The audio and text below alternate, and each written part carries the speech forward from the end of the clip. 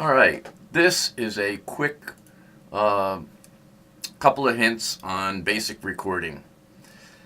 The first thing is naming your tracks. When you use a VST, that's a VST instrument, like Easy Drummer, it populates the name in the field, and you can change it if you want. If you change to a different VST, it will generally not change the name, so be aware that if, for instance, I used a different drum VST, the name would remain the same. This is bass and guitar and these other tracks, so I can populate that with bass. I can also double click again and change the name.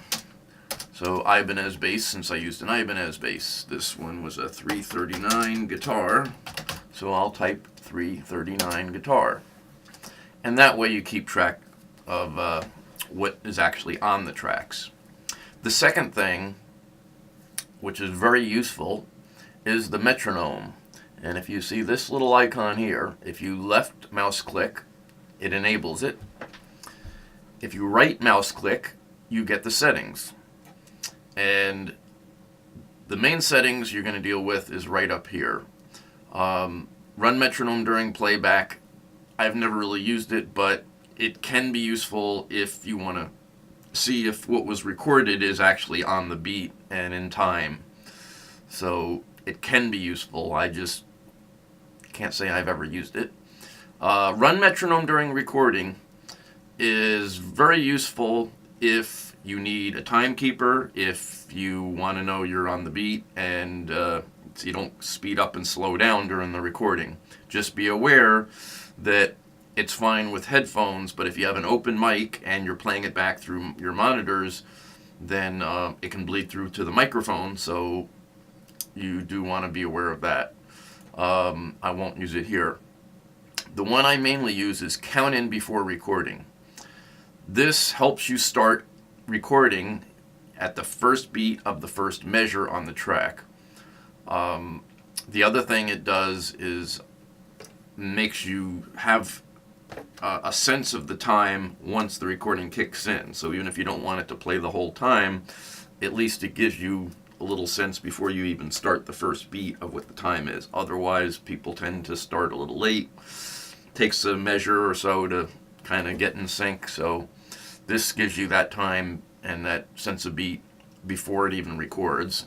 And like I said, you don't start later on in the measures, so everything starts at the same point in the recording, no matter how many tracks you're working on. And we only need one measure. The other thing is the beat pattern. A is the strong beat, so you'll hear it a little bit louder. B's are going to be softer. So you can also change this to A, B, B, you can change it to really whatever you want. So, and there's other settings, but we won't worry about that for now.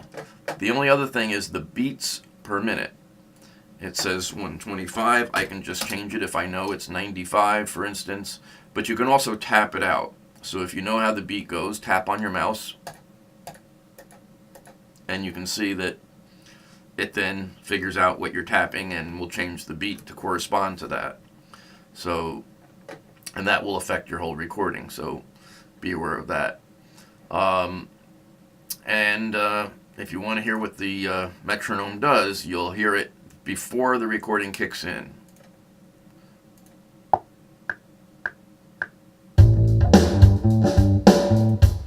So you can hear there's just a simple click, and that's all really a metronome is.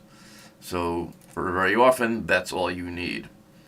So I hope this was helpful, and keep watching.